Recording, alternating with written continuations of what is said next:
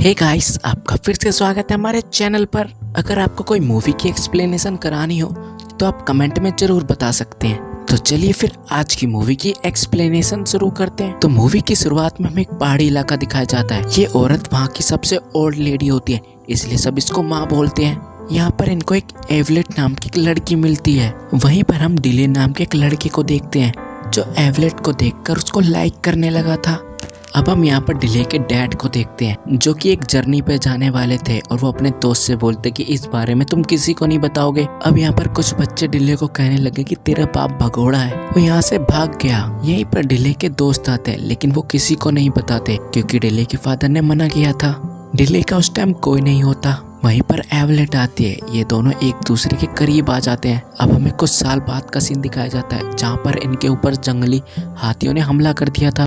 ये लोग यहाँ पर उन जंगली हाथियों में से एक जंगली हाथी को पकड़ लेते हैं, लेकिन वो जंगली हाथी जाल में फंसे होने के बावजूद भी भागने लगता है। सारे लोग तो जाल छोड़ देते हैं लेकिन डिले का हाथ फंस जाता है उस जाल में। अब वो हाथी डिले को सबसे ऊपर पहाड़ी पे लेकर चला जाता है। अब वो हाथी डिले के ऊपर हमला कर देता है। डिले उस पर भाला फेंकता है लेकिन कोई असर नहीं करता हाथी पर वो भाला।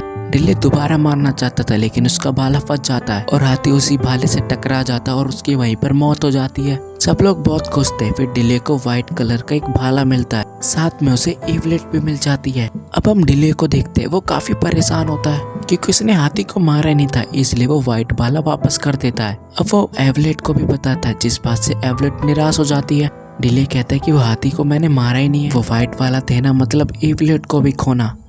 अब यहाँ पर कुछ लोग आते हैं और उन लोगों के ऊपर हमला कर देते हैं और वो लोग एवलेट को भी लेकर वहाँ से चले जाते हैं। अब यहाँ पर डिले कहता है कि मैं उन लोगों के पीछे जाऊंगा और एवलेट को वापस लेकर आऊंगा। वहीं पर डिले का दोस्त बोलता है क्या तुम पागल हो चुके हो, वहाँ से कोई वापस नहीं आया। डिले कहता है मैं जाऊंगा लेकिन।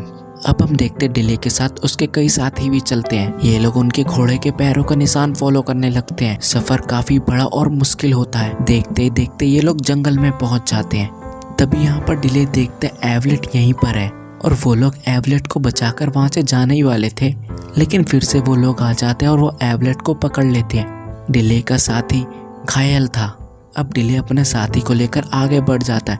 अब इन लोगों को भूख लगी थी। डिले शिकार करने के लिए जाता है लेकिन वो एक जगह पे जाकर फंस जाता है जहाँ पर वो देखते हैं कई जानवर भी फंसे थे। वहाँ पर एक शेर भी फंसा था। डिले कहता है मैं तुम्हें बचा लूंगा लेकिन शर्त है तुम मुझे खाओगे नहीं, और शेर को डिले बचा लेता है और शेर डिले को कुछ नहीं बोलता। नेक्स्ट मॉर्निंग ये लोग आगे बढ़ते हैं। तभी वहाँ पर एक कबीले वाले लोग इनके ऊपर हमला कर देते हैं। वहाँ पर शेर आता है। डिले बोलता है कि कल रात को मैंने तुम्हारी जान बचाई थी। तो फिर वहाँ पर शेर कुछ नहीं बोलता और वो वहाँ से चला जाता है। ये देखकर कबीले वाले हैरान हो जाते हैं। अब ये लोग डिले को खाना देते हैं और उसके दोस्त को भी। डिले यहाँ पर उन लोगों से पूछता है कि तुम हमारी भाषा कैसे बोल लेते हो। कबीले का सरदार बोलता है कई सालों पहले आप जैसा एक आदमी आया था, हमने उसी से सीखा था। वो कोई और नहीं, डिले के डैड थे। डिले पूछता है वो कहाँ पर है। वो सरदार बताता है कि उसको डीमन ले गए और हमारे कुछ साथियों को भी, और तुम ही उनको बचाओगे। डिले कहता है मैं ही क्यों। वो सरदार बोलता है कि यहाँ पर एक भविष्यवाणी की गई है, जो भी शेर से बात करने वाला इंसान आएगा वही हमें बचाएगा और वो तुम ही हो। अब यहाँ पर आसपास के कबीले को भी बता दिया जाता है कि शेर से बात करने वाला इंसान आ चुका है। अब यहाँ पर डिले के दोस्त बताता है कि तुम्हारे फादर बहुत बहादुर थे, वो भागे नहीं थे, वो हमारी जान बचाना चाहते थे। डिले बोलता है ये बात तुमने क्यों नहीं बताई अभी तक, क्योंकि तुम्हारे फादर ने मना किया था। अब यहाँ पर हम नेक्स्ट मॉर्निंग देखते हैं। सभी लोग तैयार हो जाते हैं उस माउंटेन पे जाने के लिए और अपने लोगों को बचाने के लिए, लेकिन इन्होंने देर कर दी थी। वो लोग आगे बढ़ चुके थे। अब इन लोगों के पास कोई नाव नहीं थी। डिले यहाँ पर कहता है हम पैदल ही जाएंगे, हमें अपने लोगों को बचाना है तो हमें रुकना नहीं है। अब वो काफी बड़ा रेगिस्तान था। ये लोग कैसे ना कैसे कर आखिरकार पहुंच ही जाते हैं और ये लोग देखते हैं वहाँ पर कितना बड़ा पिरामिड है। अब हम यहाँ पर देखते हैं यहाँ पर एक राजा होता है जो इन सभी लोगों को गुलाम बनाकर रखता है, और वो राजा अपना चेहरा नहीं दिखलाता और ये लोग सभी उसको खुदा मानते हैं। वो बस ऑर्डर देता था और उसका काम पूरा हो जाता था। अब हम डिले को देखते हैं। वो अपने साथियों के साथ उस पहाड़ी में घुस जाता है। तभी वहाँ पर एक आदमी को बुलाया जाता है। वो आदमी ये बताता है कि 3 देवताओं में से सिर्फ एक बचा है। डिले यहाँ पर पूछता है कि उसको मारा कैसे जाएगा।